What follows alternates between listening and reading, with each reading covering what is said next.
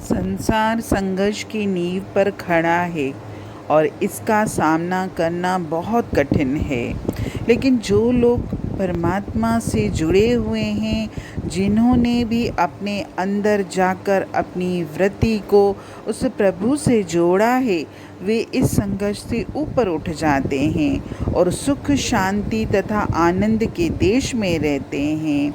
और इसके विपरीत जो लोग इस दृश्यमान जगत के, इस संसार के संघर्ष में उलझे रहते हैं, वे इस क्षण क्षण परिवर्तन होने वाले जगत का ही भाग बने रहते हैं और अपनी अभिलाषाओं, अपनी कामनाओं, अपनी इच्छाओं की पूर्ति के लिए भिन्न भिन्न अलग अलग तरह की योनियों में बार बार इस संसार में आते हैं और जाते हैं।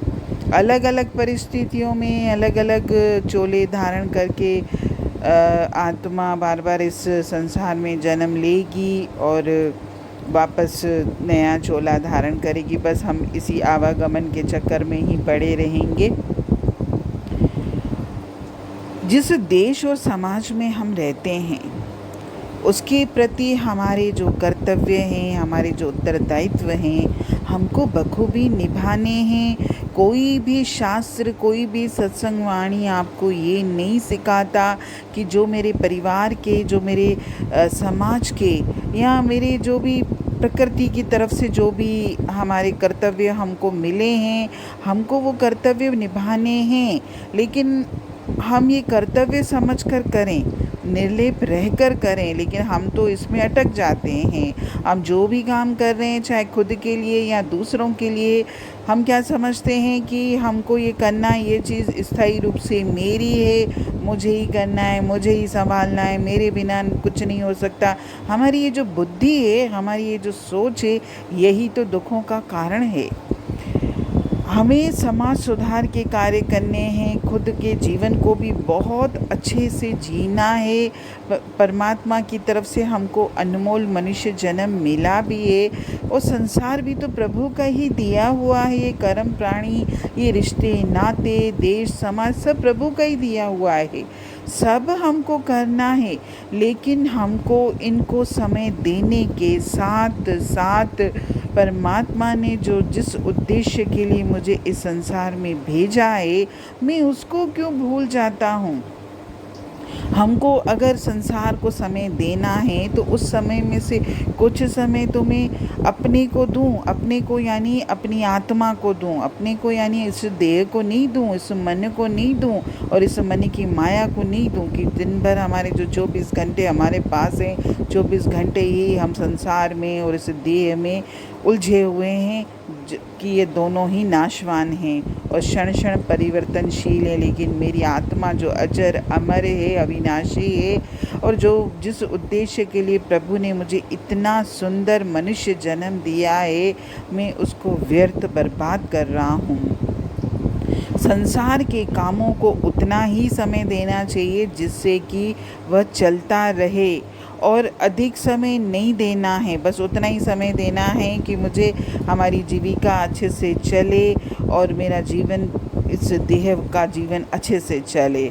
लेकिन आवश्यकता से अधिक अगर हम इसको समय देते हैं तो हम तो अपने आप ही प्रभु से दूर हो जाएंगे ना। क्योंकि देखिए, समय तो दिन भर में 24 घंटे हर व्यक्ति को मिलता है और इन 24 घंटों में ही मुझे संसार के भी कर्तव्य निभाने हैं, प्लस अपनी आत्मा के प्रति जो मेरा कर्तव्य है उसको भी निभाना है।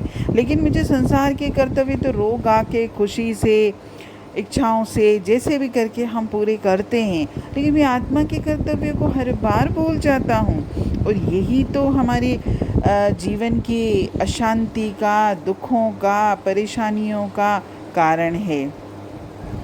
सत्संग से जब हम जुड़ जाते हैं तो सत्संग में जुड़ने के बाद हमको हर चीज़ की बुद्धि मिल जाती है, हमारा विवेक खुल जाता है कि मुझे संसार के कार्यों को करते हुए भी, संसार के कर्तव्यों को निभाते हुए भी किस तरीके से, कौन सा समय और कैसे मेरे को अपना दैनिक जीवन का शेड्यूल बनाना है कि मेरी प्रभु का कार्य भी मैं बहुत सुंदर तरीके से शांति से, ऐसे भी नहीं कि अगर मैंने कोई एक नियम या संकल्प प्रभु तेरे लिए बनाया है तो बस मैं उसको प्रेशर में लेके करूं, हड़बड़ में करूं, ऐसा नहीं है। आपको अगर सुबह का समय मिलता है आप सुबह बैठो, आपको दोपहर का समय मिलता है दोपहर में बैठो, आपको शाम का मिलता है शाम को बैठो, आपको रात का मिलता है रात को मिले। आपको तो सारे दिन में जो भी समय सूटेबल लगता है उस समय में परमात्मा के संग बैठूं,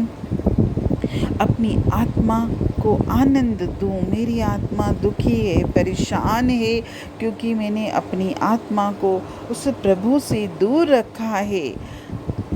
अपनी आत्मा की तरफ भी ध्यान दीजिए। केवल दैहिक कर्तव्यों को ही हमको नहीं निभाना है, मेरे को अपनी आत्मा के कर्तव्य की तरफ भी ध्यान देना है। और जब मेरी आत्मा खुश होगी, जब मेरी आत्मा शांत होगी, जब मेरी आत्मा आनंदित होगी, तो अपने आप मेरे देह के जो कर्तव्य हैं, देह के जो कार्य हैं, इस संसार का जो जीवन है, अपने आप ही बहुत ही सुंदर तरीके से पूर्ण होगा। हरि ओम।